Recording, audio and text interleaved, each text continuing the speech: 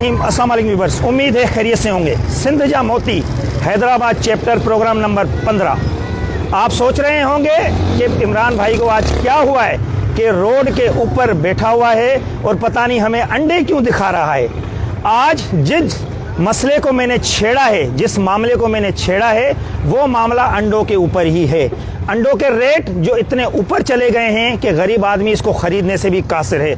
आज मेरे साथ जो शख्स मौजूद है, एक अंडे बेचने वाला शख्स है जिसका नाम है मोहम्मद नासिर। अस्सलाम वालेकुम नासिर भाई। वालेकुम सलाम सर, खैरियत से हैं? ठीक है, मजे में हैं? अल्लाह का बड़ा फजल है। नासिर भाई, छोटा सा एक प्रोग्राम शुरू किया है हमने सिंधजा मोती के नाम से। जाहिर है आप भी सर्विस दे रहे हैं लोगों को, किसी भी तरह की कोई भी सर्विस दे रहा है, चाहे वो पैसे दे के या किसी भी तरह की, तो उन लोगों को उजागर करने के लिए प्रोग्राम हमने स्टार्ट किया है। तो मैंने इंतखाब आपका किया है, मुझे खुशी हो रही है आपसे बात करते हुए। सबसे पहले तो आप मुझे ये बताएं कि आपकी अपनी तालीम कितनी है, बचपन कैसे गुजरा और हैदराबाद में कब से हैं आप?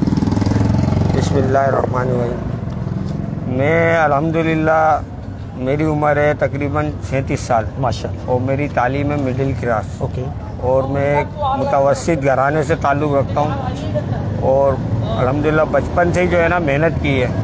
कभी बिरयानी बेची, कभी चपली कबाब बेचे, कभी अंडे बेचे, हर तरीके से मेहनत करते हुए आया। अब जाके अल्हम्दुलिल्लाह इस अंडे का काम तकरीबन मेरे को 1 साल हुआ है शुरू किए हुए।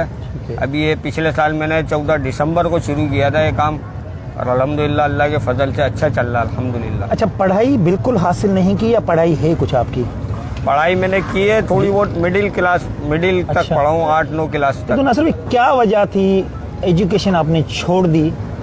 वजह ये थी, असल में बहुत छोटा था मैं तो वालिद साहब का भी इंतकाल हो गया था। अच्छा। फिर घर की जिम्मेदारियां बहुत ज़्यादा थी, तो इस वजह से जो है ना एजुकेशन में कंप्लीट अपनी कर नहीं सका। नहीं तो आप क्या समझते हैं, किस उम्र से आप स्ट्रगल कर रहे हैं, कितनी उम्र से आप काम धंधे पे लगे हैं?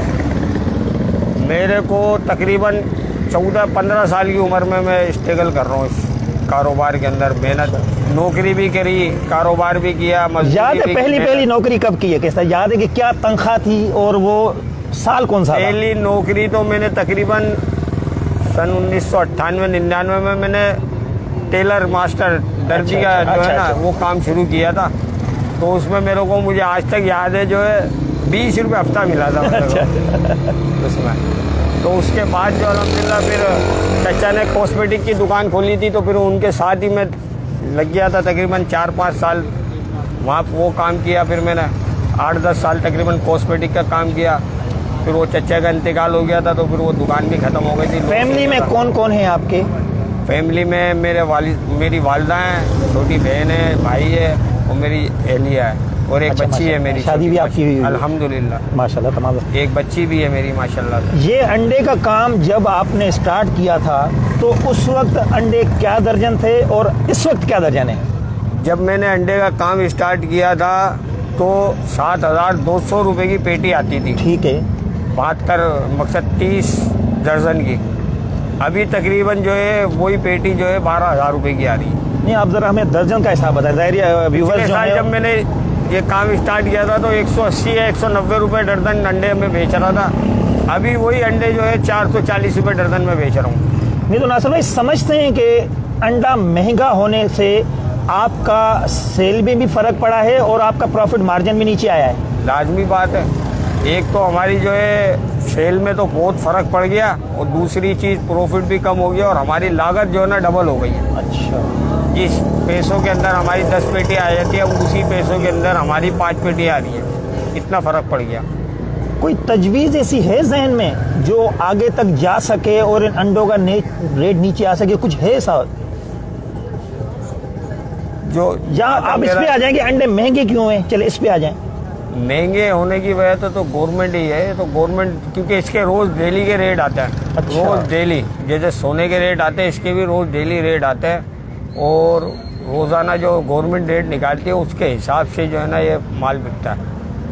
नहीं तो अक्सर सुना गया है कि इसके रेट पंजाब से निकलता है, इसके रेट उस वहाँ से निकलते हैं। पंजाब में अलग निकलते हैं, कराची के अलग निकलते हैं, सिंध के जो होते हैं वो कराची के। अच्छा, इनकी यूनियन वगैरह भी कोई है? इसके बारे में इल्म है आपको? है, लेकिन मेरे को इल्म नहीं है, लेकिन यूनियन बनी हुई है इसकी।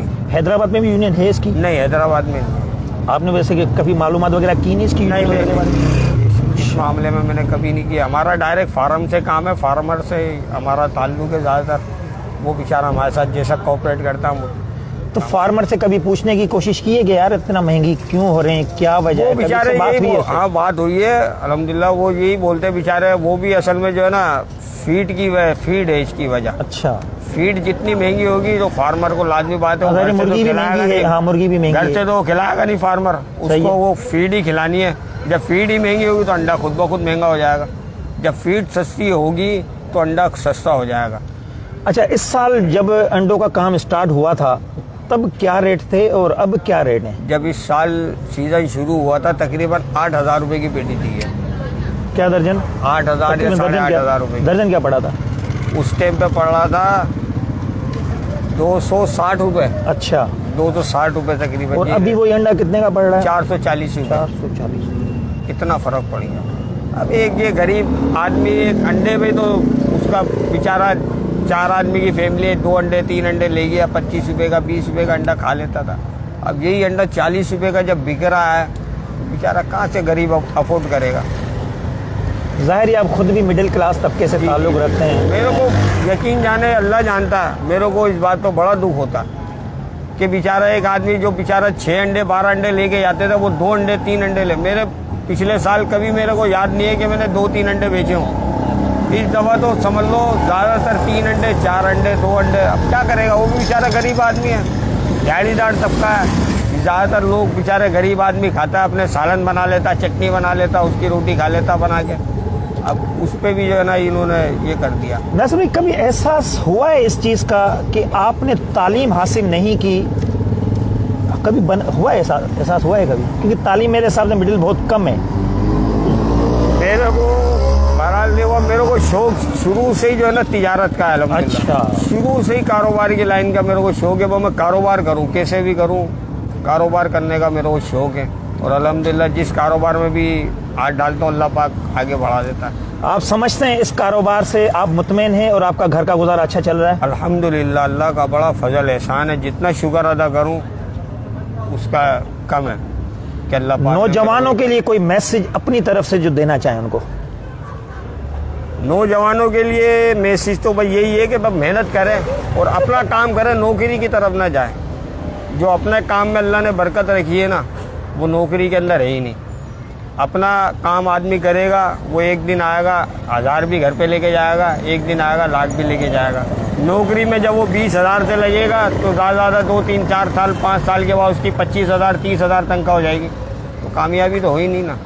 और बिलफर्ज अगर वो बीमार हो जाता है, तकलीफ में हो जाता है, मालिक तो बोलता आओ। क्योंकि इसी वजह से मैंने पहले मैं भी नौकरी करता था, इसी वजह से ही मेरी यही वजह बनी नौकरी छोड़ने की कि एक गुलामी वाली ज़िंदगी है। वो कुछ भी हो जाए घर में उसकी दुकान पे जाना, वो देगा वही 10,000 रुपये।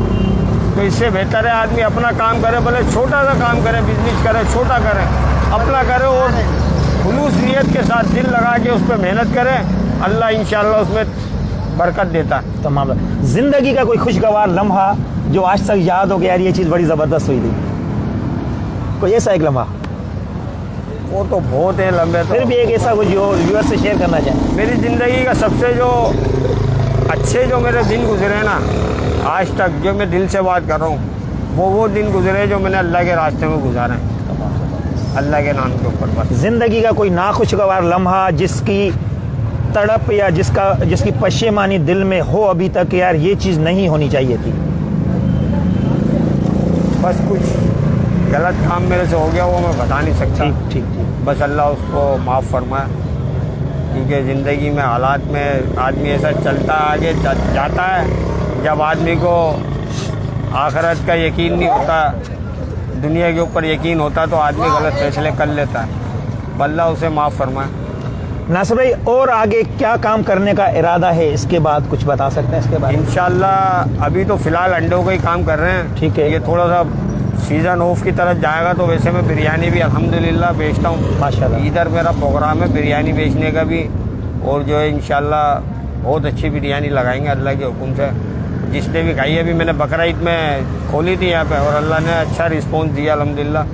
और दूसरी चीज़ रमज़ानों के अंदर इंशाल्लाह बिरयानी का मैं इफ्तिताह करूँगा इधर ही। बहुत शुक्रिया नासिर भाई, बहुत शुक्रिया आपका। जज़ाकल्लाह। व्यूअर्स, उम्मीद करता हूं कि पहले प्रोग्रामों की तरह आज का प्रोग्राम भी आपको ज़रूर पसंद आया होगा। मेरी कोशिश यही होती है कि मिडिल क्लास तबके को सामने लाऊं, मिडिल क्लास तबके से पूछूं कि उनकी ज़िंदगी कैसे गुजर रही है और कुछ ना कुछ उनसे हम हासिल करें। इस उम्मीद से खुदाफिज कह रहा हूं कि मेरे YouTube चैनल को भी सब्सक्राइब कीजिएगा, मेरी वीडियोस को भी शेयर लाजमी कीजिएगा। अपना बहुत ख्याल रखिएगा। अल्लाह हाफिज़। फिनिश।